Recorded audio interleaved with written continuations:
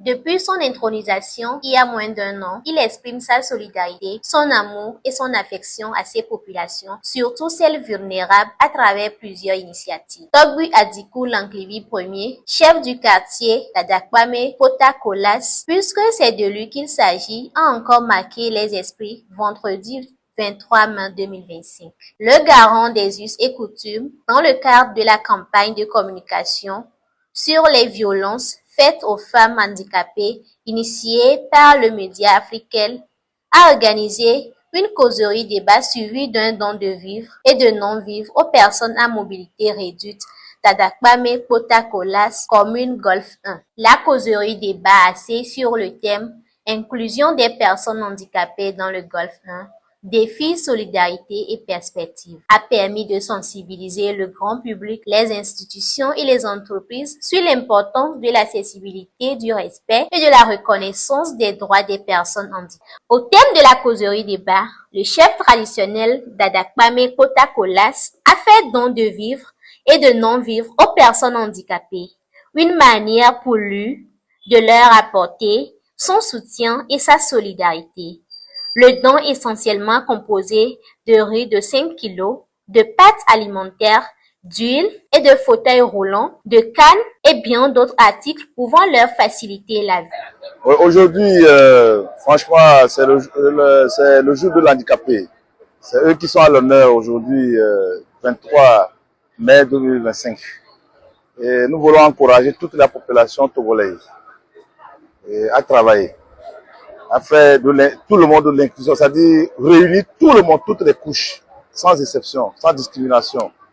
Donc le moment est venu et j'ai pensé vraiment, ça fait longtemps que je pense aux handicapés, nos frères handicapés, parce que je n'aime pas tellement les appeler handicapés. Si je trouve un autre mot, vous me le dites, je vais les appeler comme ça, parce qu'ils sont comme nous, on doit les encourager et on doit faire de eux des êtres valides, des êtres comme nous-mêmes. On doit les encourager, apporter tous les besoins, tout ce qu'ils ont, dont ils ont besoin. Donc aujourd'hui, on le fait honneur, on le fait grâce, on les chante, on les donne la force à ce qu'ils aient la confiance en eux-mêmes.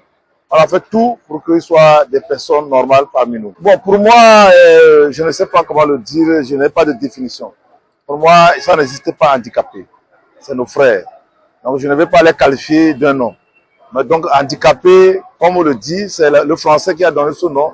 Pour moi, c'est les frères. Je n'ai pas autre chose à dire à propos de une explication de ce nom. Oui, aujourd'hui, je continue à le dire. D'abord, c'est un exemple.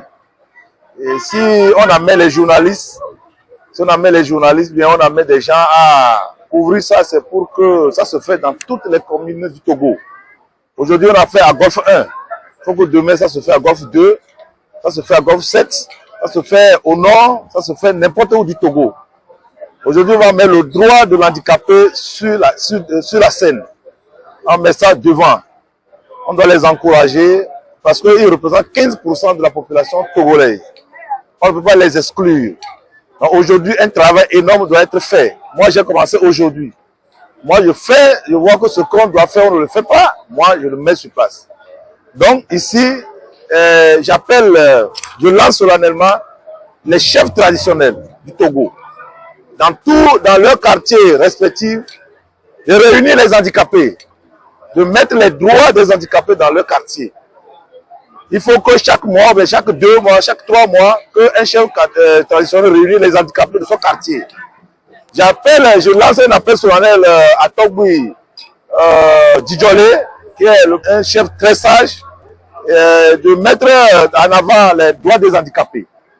J'appelle aussi Togbu Dadji, l'autre sage qui est avec nous, qui donne des bons conseils, de prendre cette initiative, une conférence nationale, soit une conférence soit organisée sur les droits des handicapés.